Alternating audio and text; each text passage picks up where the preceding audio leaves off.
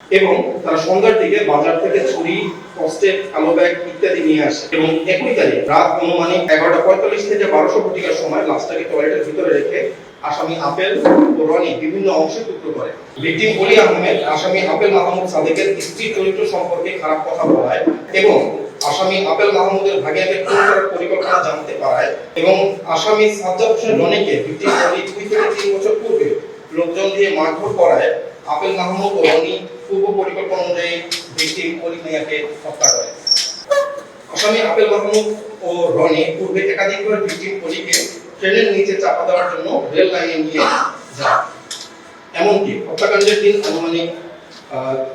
দিন অনুমান 6 আগস্ট 2025 তারিখ সকাল 5:30 দিকে ভিকটিম অলিকে হত্যার জন্য আসামি আপেল মাহমুদ ও রনি রেল লাইনের উপরে নিয়ে যায়।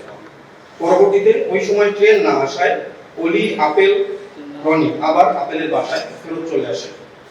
একই দিনে আনুমানিক সকাল 10:30 দিকে তারা তিনজন একসাথে সকালে নাস্তা করে এবং নাস্তার পরে আসামি আপেলের স্ত্রী রান্নাঘরে থাকা অবস্থায় আসামি আপেল ও রনি পূর্ব পরিকল্পনা অনুযায়ী তাদের এক্সট্রিম মশার কয়েল প্ল্যান্ট ফাইবার দিয়ে তৈরি, তাই সহজে ভাঙে না, সুগন্ধিযুক্ত ও নিরবিচ্ছিন্নভাবে জ্বলে। ডেঙ্গু, চিকুনগুনিয়া বাহি সহ যে কোনো মশার বিরুদ্ধে দেয় এক্সট্রিম সুরক্ষা। রুমের দরজা বন্ধ করে ভিকটিম অলিকে বিছানায় ফেলে দড়ি ও বেল্ট দিয়ে পা বেঁধে বালিশ চাপা দিয়ে শ্বাসরোধ করে হত্যা করে।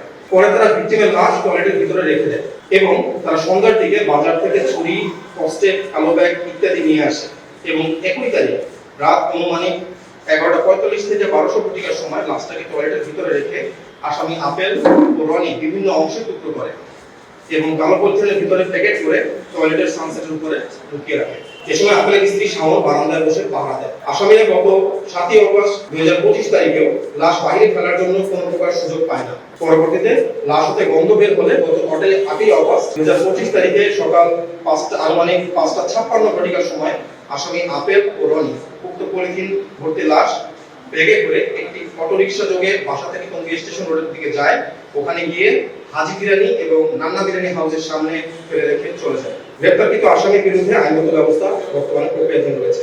সেটা আমরা যখন আসামিদেরকে উদ্ধার করার শেষে তাদের কাছ থেকে তাদের যে বাসার ঠিকানা যখন নেই, সেই বাসার ঠিকানা নিয়ে তাদের বাসার ঠিকানায় আমাদের যখন গোয়েন্দা লোকজন যায় সাদা পোশাকে গিয়ে দেখতে পেলে অলরেডি সেখানে পিবিআই যে পুলিশের যে টিম আছে তারা অলরেডি সেখানে আগে পৌঁছে গেছে। তো আমাদের লোক ওই পিবিআই টিমের সাথেই ছিল। সো এই যৌথ টিম তারা ভিতরে ঢুকে অলরেডি আপনারা দেখেছেন তাদের বাসার যে বাথরুমের সানসেটের উপর থেকে মাথাটা পাওয়া যায় এবং ওখানে পলিথিনে মোড়ানো অবস্থায় তাদের যে হ্যাকসোপ্লেট যেটা দিয়ে লাশটাকে টুকরো করা হয়েছে, প্লাস যে ছোড়া ছিল যেটা দিয়ে হত্যা করা হয়েছে, কাটাকাটি করা হয়েছে, এই সকল আলামত ওখানে বাসায় পাওয়া যায়। এটা গতকালকে বিকেলের দিকে পিবিআই পুলিশ তখন আমার লোক ওখানে ছিল, বাট আমার লোক ঢোকার আগে দেখা যায় পিবিআই চলে আসে। তো একসাথে সবাই ঢোকার পরে তারা বেসিক্যালি পুলিশ আসলে রিকভার করেছে।